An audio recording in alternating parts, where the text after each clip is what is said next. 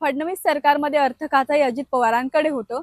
आता दादांच्या जाण्यानंतर पुन्हा एकदा अर्थ खातं राष्ट्रवादीकडे येणार का हे पाहावं लागेल.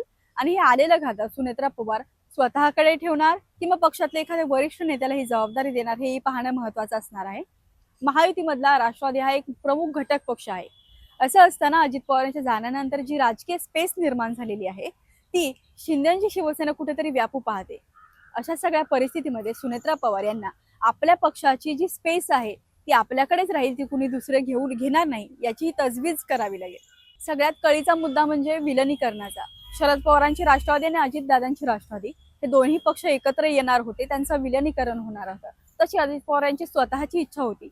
मात्र अजित पवारांच्या अकाली एक्झिट नंतर ही सगळी राजकीय समीकरणं बदललेली आहेत आणि अशा सगळ्या परिस्थितीमध्ये राष्ट्रवादीचे जे वरिष्ठ नेते ते शरद पवारांसोबत पुन्हा एकदा जाण्यासाठी तितकेसे पॉझिटिव्ह नाहीत.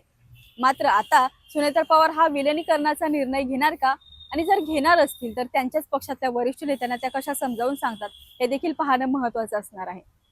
अजित पवारांच्या जाण्यानंतर बारामतीचे नवे दादा कोण हा एक प्रश्न निर्माण झालाय. तो लोकांच्या मनामध्ये आहे, तो नेत्यांच्या मनामध्ये आहे. असं असताना येत्या काळामध्ये बारामतीचे नवे दादा कोण असणार हे सुनेत्रा पवार यांना सांगावं लागेल.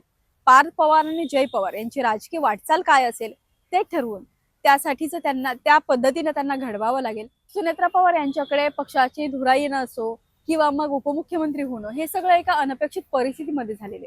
त्यामुळे लोक साहजिकच त्यांच्याकडे साशंक नजरेने पाहतात. मग ते सर्वसामान्य माणूस असो, त्यांचा विरोधी पक्ष असो किंवा त्यांच्याच मित्र पक्षातले लोक असो किंवा त्यांच्या स्वतःच्या पक्षातले लोक देखील त्यांच्याकडे एका प्रश्नार्थक नजरेने पाहतात. या सगळ्याला आपण उत्तर आहोत हे सुनेत्रा पवार यांना सिद्ध करावं लागेल. आणि त्याचबरोबर राजकारण म्हणलं की टीका टिप्पणी आलीच. त्या टीका टिप्पणीचं, त्या टीकेचा धनी होऊन देखील स्वतःचं राजकीय अस्तित्व निर्माण करणं आणि ते टिकवणं हे त्यांच्या समोरचं सगळ्यात मोठं चॅलेंज असेल. महाराष्ट्राच्या राजकीय पटलावर आपलं अस्तित्व सिद्ध करणं हे सुनेत्रा पवारांसमोरचं एक महत्वाचं चॅलेंज असेल. याआधी आपण एक व्हिडिओ केलेला आहे. सुनेत्रा पवार या महाराष्ट्राच्या राजकारणातल्या महाराणी असणार की मग ते ऍक्सिडेंटल DCM असणार, तो व्हिडिओ तुम्ही जरूर पहा. त्याची लिंक मी शेअर करते.